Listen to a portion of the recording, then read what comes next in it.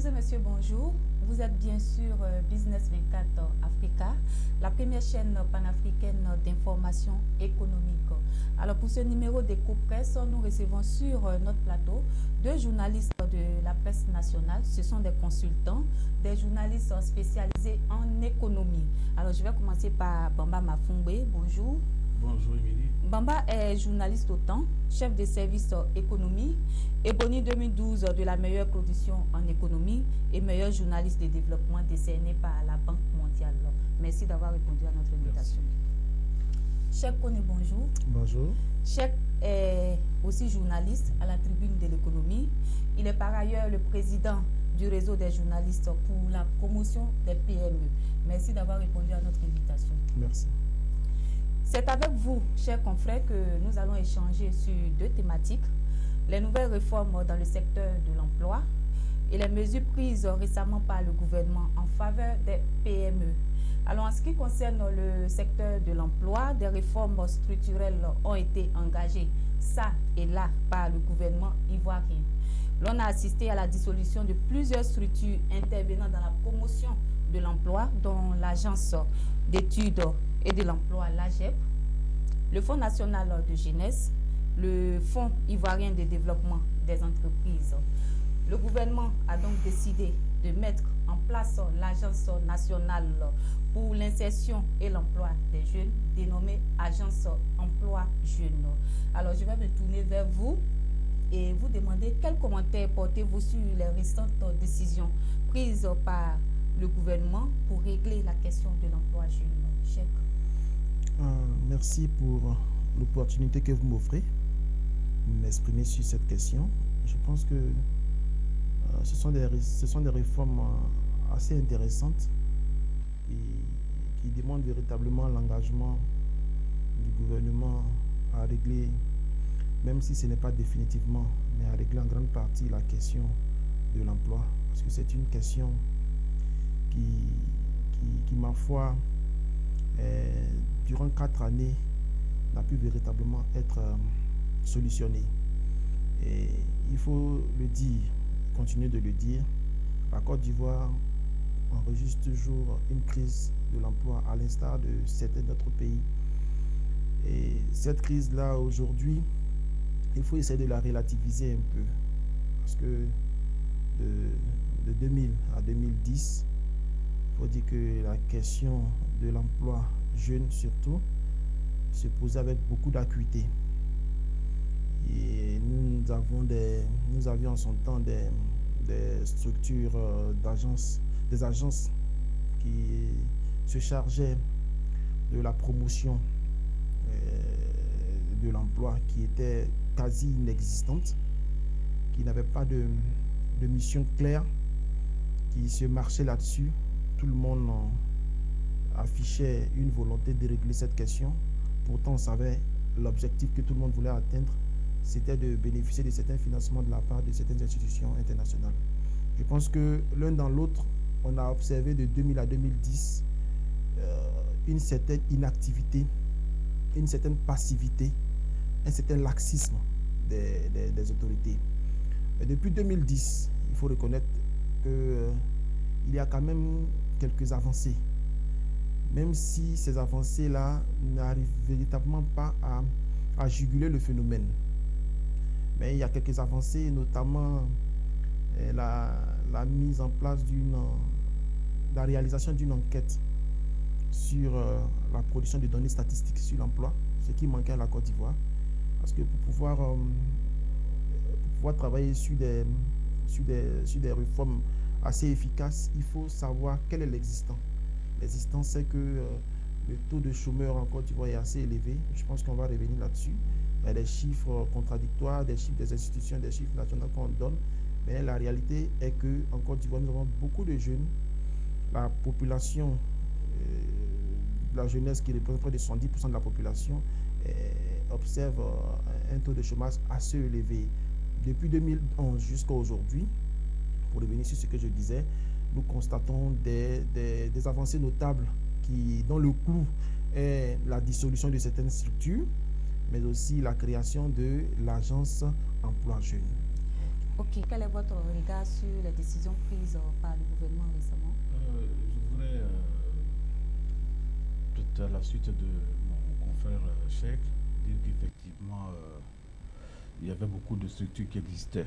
Je crois savoir que les structures qui existaient depuis 2000, la GEP, la GFOP, puis le FIDEN et autres, c'était des structures qui existaient par le passé. Et la structure qui s'est ajoutée, c'est, je crois, le Fonds national de la jeunesse, qui malheureusement, dans la mise en œuvre, a connu beaucoup de lourdeur, beaucoup de difficultés, étant donné qu'on était en période de crise. Je me souviens que cette structure avait été pilotée par un banquier central, je crois à l'époque, qui s'appelait M. Guiblé. Et après, la crise a été confiée par, je crois, M. Madou, je crois qu'on l'appelait. Et après, je pense qu'avec le découpage, la recomposition des portefeuilles ministériels, cette structure a fini, je crois, par prendre un autre nom. Et puis, je crois que c'est aujourd'hui, c'est fondu dans la nouvelle structure qui a été créée. On peut dire que cette structure, peut-être qu'il y avait un souci d'efficacité et de centralisation des activités, de bonne gestion, d'adressage de la problématique de l'emploi jeune. Mais je crains fort que cette structure soit une grosse machine avec les intérêts des employeurs en jeu. Comme on dit que dans le conseil d'orientation, il y aura le secteur privé, des partenaires financiers, il y aura l'État. Et quand c'est comme ça, je pense qu'il va falloir un petit temps pour que les choses se mettent en marche. Et surtout du point de vue financier, c'est un peu ça ma préoccupation. Et il ne faudrait pas aussi que ce soit un instrument créé pour faire politique. Et quand c'est comme ça, quand c'est nouvellement créé, le temps de s'adapter, le temps de se restructurer, de se déployer sur le terrain, ça prend du temps. Donc, quand moi je vois cette agence-là, beaucoup plus opérationnelle en 2016. D'accord. Alors, vous dressez quand même un bilan assez sombre de ce secteur. Pourtant, les experts de l'emploi annoncent un taux de chômage de 5,3%. Pour revenir, avant de répondre à votre question, pour revenir sur l'intervention de mon confrère, moi, je ne voudrais pas me précipiter sur un bilan de cette agence qui dans sa nomenclature, regroupe un peu tous les acteurs, secteur privé, partenaires au développement, l'État. C'est déjà une avancée quand on sait que nos autorités avaient cette fâcheuse habitude-là de se tourner chaque fois, de se tourner chaque fois vers les institutions internationales qui, elles, taillaient sous mesure certains programmes qui n'étaient pas forcément adaptés à nos réalités. J'en veux pour preuve le PGDEC de la Banque mondiale financé à hauteur de 25 milliards. Je pense que là aussi, il va falloir qu'on ouvre le débat un jour pour faire le bilan de ce programme. Et comme je le disais, c'est déjà bon. Moi, je pense que ce sont des signaux encourageants, mais c'est un peu trop tôt de faire un bilan de l'agence qui elle-même vient de lancer 2 programmes, Agir pour les jeunes et Mon passeport pour l'emploi. Agir pour les jeunes qui va octroyer des prêts allant de 100 000 francs, 700 000 francs aux jeunes, près de 2100 jeunes, à hauteur de 1 milliard, plus d'1 milliard, dans près de 10 régions de la Côte d'Ivoire. Il y a également la formation Passeport pour l'emploi qui a été lancée, je pense que la semaine dernière, par le ministre Sidi Touré, qui va porter sur plus de 11 000 jeunes. On va leur donner des rudiments pour améliorer leur employabilité, leur demande d'emploi, etc. Je pense que ce sont des programmes assez bons. Mais l'essentiel se trouve ailleurs. Je prends d'abord le cas de Agir pour les jeunes. On constate aujourd'hui l'État octroie des chèques à la faveur des visites du chef de l'État. L'État octroie des chèques à certains jeunes triés sur le volet, je pense. Des chèques allant de 100 000 à 700 000, sans toutefois toucher la question de la formation. Et ça, c'est essentiel. Il Il ne suffit pas de remettre un chèque de 10 millions à un jeune sans qu'on lui ait permis, on a permis à ce jeune-là de bénéficier des rudiments en question, sur les questions de l'entrepreneuriat. Je pense quand même que c'est un volet qu'il faut prendre en compte.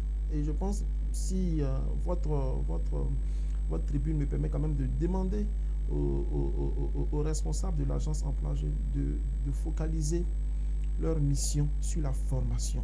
Oui, revenons sur le taux de chômage qui est estimé à 5,3%. Oui, comme le disait tout à l'heure le confrère, quand je vois les chiffres, souvent ça m'amuse beaucoup. Il y a trop de contradictions. Vous voyez, il y a de cela 2 ans, je crois que sur ces mêmes plateaux, lorsque nous disions qu'il y avait des faux chiffres, je ne veux pas faire polémique, il y avait des faux chiffres, on nous disait qu'on en faisait un peu trop, hein, c'était de la fiction. Mais la Banque mondiale a fini par donner raison à la presse, à des journalistes en Côte d'Ivoire. L'ex-AG, comment on appelle, AGEP, annonce 5%. Le ministre d'État Dosso Moussa parle, je crois, de 9%. Oui. Mais attendez, qui je prends au sérieux? Qui je prends au sérieux? La tutelle, je crois. Ou bien, je ne sais pas aujourd'hui. Et le responsable de l'observatoire, M. Fouabi. Et regardez la différence. Et souvent, c'est en quelques semaines. Je viens de parcourir un peu les résultats préliminaires de RGPH 2014. Et vous dire qu'il y a un flottement de 8000 individus qui sont passés au final femmes, excusez-moi, entre griffes. Mais qu'est-ce qui s'est passé en temps? Il faudrait qu'on mette de l'ordre dans tout cela. Et comme il a dit, il ne faudrait pas que ces initiatives que nous voyons ressemblent un peu à ce qui s'est passé, le cas du FIAC, à l'époque de Bernard Dadizaourou, le ministre de la Culture. On allouait des crédits à des journalistes. Malheureusement, qu'est-ce qui s'est passé? Tout a été à la suite. Quand il s'agit de faire le bilan, bon, c'était zéro pointé. Oui, chef, je voulais rebondir un peu, oui, sur la dissolution de ces structures et la création, la mise en place de l'agence emploi jeune. Comme l'a dit Bamba, il ne suffit pas de créer, de dissoudre, de recréer et de dissoudre. Qu'est-ce que véritablement, quelle est la vision de l'État? Je me rappelle comme ça que avec l'AGEP, je discute avec un des cadres de l'AGEP. Il se trouve que l'institution qui a été après traitée de tous les noms, qui a été traitée qui manquait, on la taxait de manquer d'inactivité, de manquer d'activité, de réactivité, etc. Il faut dire que le personnel qui était déjà un nombre insuffisant au niveau de l'AGEP préfinançait parfois des missions qui souvent n'étaient même pas remboursées. Il y a également l'inexistence même de subventions pour assurer, comment on appelle ça, le pécule qu'on devait remettre aux chômeurs. Il y avait des dispositions en interne au niveau de l'AGEP. Alors, moi, je me pose la question, c'est tout beau de créer une nouvelle agence qui est aujourd'hui comme un guichet unique, mais clairement, quel est le contenu? Quel est le contenu de cette agence? Justement, vous qui avez suivi les dernières activités du ministre Sidi Touré, est-ce que vous pouvez nous donner quand même quelques détails sur le mode de fonctionnement de cette agence? Bon, je pense que le mode de fonctionnement n'est pas clairement défini. Il y a un conseil des ministres, un programme spécial qui a été lancé sous l'impulsion du ministre Sidi Touré pour créer le plus tôt des petites poches d'emploi, notamment avec la remise des chèques, avec la formation dont j'ai parlé tout à l'heure. Oui, Bamba. Beaucoup reste à faire pour cette agence qui a pour ambition de créer 150 000 emplois salariés de tous secteurs confondus. Je voudrais revenir sur le chiffre. Je crois que ça m'amuse parce qu'avec beaucoup de contradictions, aussi bien entre l'ex-AGEFOP et puis le ministère de l'Emploi. Le chef de l'État a dit dans son discours à la nation qu'il y a eu 1 300 000 emplois qui ont été créés en 5 ans. Je pense que, bon, peut-être que si on regarde bien, il avait dit 200 000 par an. Ça fait bien 1 million. Donc, avec 1 million 300, bon, c'est des chiffres. Hein. Et hier, lorsque je préparais cette émission, j'ai demandé à un agroforestier, ils sont dans l'agroforesterie, qui sont quand même au niveau du patronat, des gros employeurs. Est-ce que ces chiffres-là, qu'est-ce que vous en pensez? Il dit, mais bon, je ne sais pas d'où ça vient. Bon, si c'est dans le monde rural, il s'agit de quoi au juste? Il y a problème. Je pense que quand tu demandes aussi à des personnes sûres au niveau du patronat, ils te diront ce chiffre-là, il y a débat. Donc ce que moi je voudrais, c'est de s'asseoir très sincèrement, demander au secteur privé qui fait beaucoup déjà pour la création d'emplois chaque année, voici ce que nous vous proposons en termes peut-être au niveau de la fiscalité. Si vous arrivez, faites la promesse de prendre peut-être chaque année, recruter peut-être 10 personnes, voici ce qu'on vous fait peut-être en mise en stage ou bien même, mais qu'on vienne dire qu'il y a tel projet et qu'il y a un ministère qui, à l'occasion d'une visite d'État, va venir donner des chèques, ça peut être une mise en scène, non? Hein, des chaînes, on remet des chèques et puis après, écoutez, on a vu ça dans ce pays. Il y a un ministre qui allait une remise des clés et puis après, on nous a dit ce qui s'est passé, c'est pas fameux. Ce que moi je souhaiterais qu'il faut adresser, aussi bien avec des structures comme la CAPEC, la cellule d'analyse des politiques économiques du CIRES, qui fait du bon travail, qu'avec l'université, les universités ivoiriennes, par l'université de Cocody ou de Bouaké et autres, avec le secteur privé, je crois qu'il y a un think tank à l'intérieur, en interne, qui arrive à faire de bonnes propositions, dit voici ce que nous voulons. Le secteur privé a proposé, je crois, sa prospective, on appelle 2040.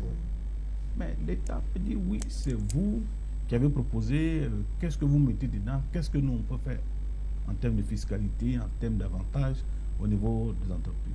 Mais quand un ministre même dit, bon, peut-être dans cet emploi créé, il faut parler de ceux qui font le garba, ils gagnent l'argent, contrairement à ce qu'on pourrait croire. Peut-être que ça peut paraître salissant pour des jeunes Ivoiriens, mais les gars gagnent beaucoup d'argent dedans. Vous voyez ceux qui sont souvent dans les boutiques là, ils commencent un peu par là, ils deviennent des vendeurs d'igname, mais ensuite, hein, ceux qui viennent des travailleurs saisonniers venus du Niger et autres. C'est bon, mais malheureusement, on peut moderniser ça. Ça peut être sûr. Mais la Côte d'Ivoire qui se veut émergente, qui aspire à l'émergence en 2020, ne peut pas se faire, ne peut pas être fier d'avoir des cabinets maîtrisards, des garbas, des vendeurs de garbas maîtrisards, même si celui qui a inventé peut-être, comment on appelle ça,